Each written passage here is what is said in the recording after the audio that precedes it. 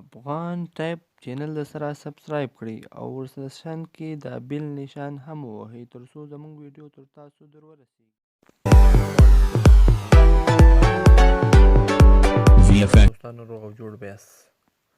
دا مهال تاسو ګورئ افغان ټایپس چینل چې زه زاهد ستاسو درانه حضور ته در وړاندې کوم.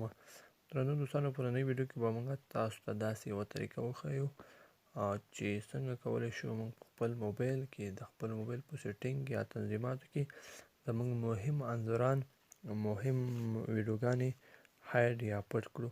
نو درنو دوستانو دا ویډیو له شروع کېدو څخه دمخه مو که زموږ چینل نه وي سبسکرایب کړی سبسکرایب یې کړئ او سره څنګ کې دا ګنټۍ نشان هم وهئ ترڅو زموږ نوې ویډیو تر تاسو در مخه در ورسیږي. نو دوستانو دا ویډیو پر لوري دوستانو چې کله تاسو د موبایل فایلز ته لاړئ نو دغه فایلز ده دا مو چې کله وکېږم نو تاسو به داسې یو صفحه راوړي. هر سمسونګ موبایل کې دا د موبایل تنظیمات شته. نو کله چې تاسو داسې صفحه راوړل شوه نو تاسو به دلته سیټینګ دغه درې ټکي څه دي په دې مو چې کله کلیک وکړ کله مو چې کلیک کړو بیا به سیټینګ ته راسئ. سیټینګ کې دغه شو هایډن فایل چې ده د دې سره زموږ کار دی. په اسانۍ سره زموږ کار نشته. دوستانو دلته اوس راځو موږ نوی یو فولډر جوړو. فولډر د افغان په نامه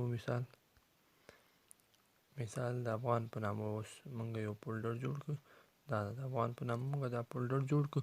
اوس په دې کې مثال زموږ مهم ویډیوګانې یا مهم انځوران دي چې موږ دا هایډ کوو. دوستانو د هر فولډر چې تاسې هایډ کوئ هغه سره باید یوه نقطه وي. که چیرې هغه دغه نقطه نه وي نو هغه نقطه چې ده ډېر بخښنې سره بغیر له هغې نقطې څخه هغه فولډر نه هایډ کېږي. دغه نقطه څه ده دغه دلته چې ما په سرچ کې وهله دغه نقطه دا نقطه چې نه وي ویډیو یا هغه کوم فولډر چې د مونږ هایډ کوو هغه نه هایډ کېږي. مثال افغان مونږ فولډر جوړ کړی افغان په نامه دا به مونږ رینیم کو بیرته او دلته موږ سره افغان په نامه دغه ده فولډر ده. اوس مونږ دا غواړو چې دغه کوم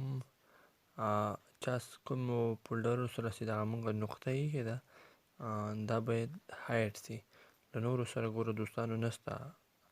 اوس مونږ راځو د هغې له جملې څخه چې مونږ نقطه ورسره ایښې ده یو افغان ده یو بیوټي یډ ایټ ده یو نور داسې دي. دا مونږ اوس دلته ځو سیټینګ ته چې کله لاړئ تاسو دلته به شو هایډن فایل ووایئ دا به هایډ کړئ.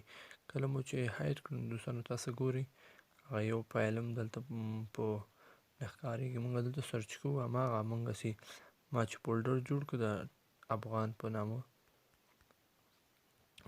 په نامه فولډر دلته نشته.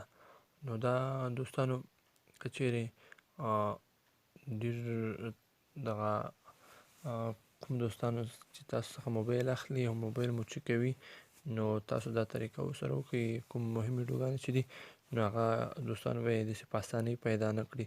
نو دوستانو دغه نننۍ ویډیو دا چې خوښه شوې مې وي که چیرې خوښ شوې مې وي لایک کړئ او نورو دوستانو سره هم شیر کړئ. مننه.